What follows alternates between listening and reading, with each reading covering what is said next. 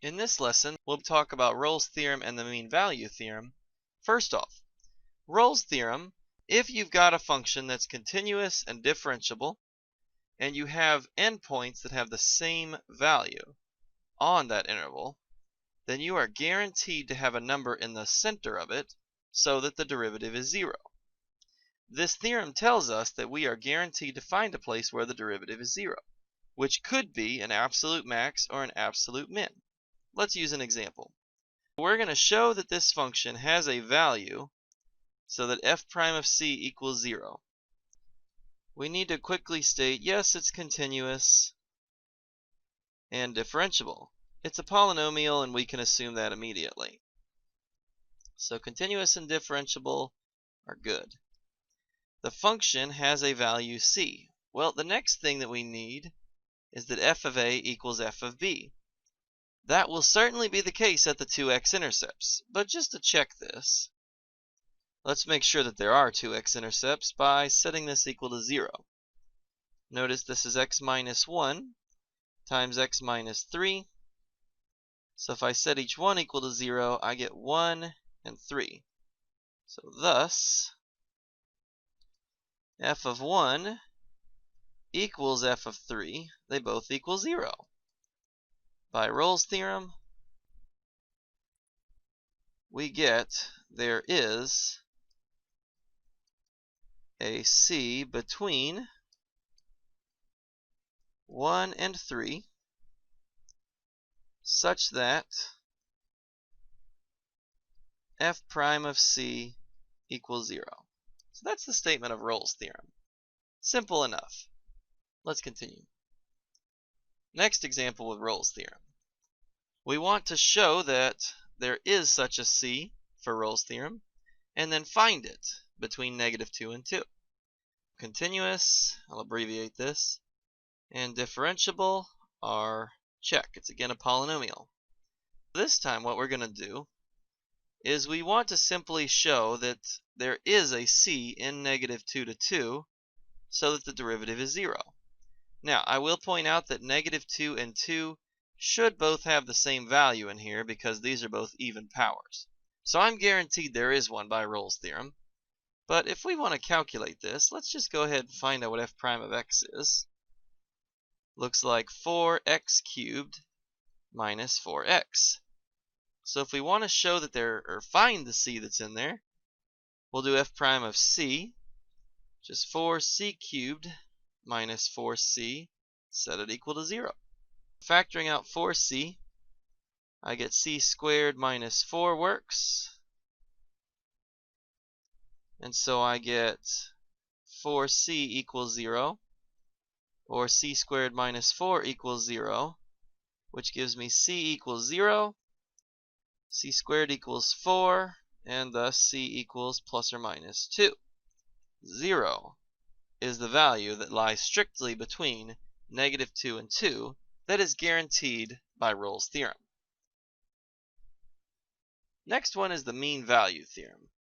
The mean value theorem is a lot like Rolle's theorem in that you do need continuous and differentiable, but in this one, instead of just being said, well, if they're equal, there's a value where f prime is equal to 0, instead we can immediately say there's a value where f prime of c equals this quantity. Now this quantity is what we call the average rate of change. So let me just give you a little picture. Let's suppose we've got a and b right here. F of b minus f of a over b minus a is the slope of the line between them. What mean value theorem says is we are guaranteed to have a c so that the value there, the slope of the tangent line, has the same slope as the average rate of change. That's all this is. And this is actually very helpful for what we're going to do in the next section. Let's continue.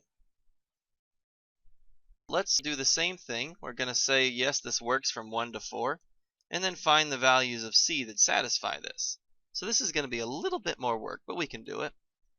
First off, we do need continuous and differentiable. All I got to say to that is true. And there is a bit more to it as to why it's true, but if x were 0, we'd have a problem. 0 is not in here, so we're good. Let's calculate the derivative. F prime of x equals, well, 4 is going to disappear entirely. We might make a comment that f of x is equal to 4 minus 4x to the negative 1, because that'll make it easier to take the derivative. I've got negative 4. X to the negative 1 becomes negative 1x to the negative 2. Consequently, the derivative is 4 over x squared. The mean value theorem says that the slope will have a value in 1 to 4 so that it's equal to the average rate of change from 1 to 4. We need to calculate that. We need to calculate f of 1, f of 4, and the rate of change f of 4 minus f of 1 over 4 minus 1. F of 1 is 4 minus 4 over 1. That's definitely 0. And then f of 4 is 4 minus 4 over 4, which is 3. So we have 3 minus 0 using those numbers over 3. That's equal to 1. Finally, f prime of c is going to be 4 over c squared. And the mean value theorem says this has to equal 1. There is a value that will equal 1 in the interval from 1 to 4. Multiplying both sides by c squared, I get 4 equals c squared. So c equals plus or minus 2.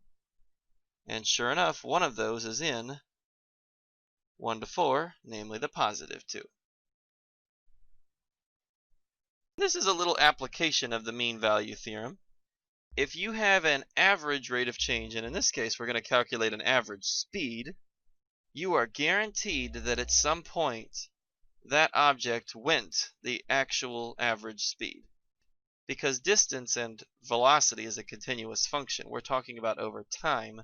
Time doesn't have breaks or gaps where you're just going to suddenly teleport to another location.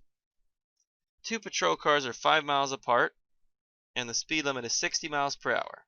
A truck passes the first car. 4 minutes later, it passes the second car. Should the driver be given a ticket? All we need to do is figure out the average speed that the car went. You note that speed, or rate, is equal to distance over time. The speed was, well, 5 miles divided by 4 minutes. We're being given a speed limit of 60 miles per hour, so let's convert minutes to hours. We know there are 60 minutes in 1 hour, so the minute units cancel, and we get, I see, 75 miles per hour. By the mean value theorem, which I usually abbreviate, the truck traveled 75 miles per hour sometime between the two cops. Thus, by the book, he should get a ticket.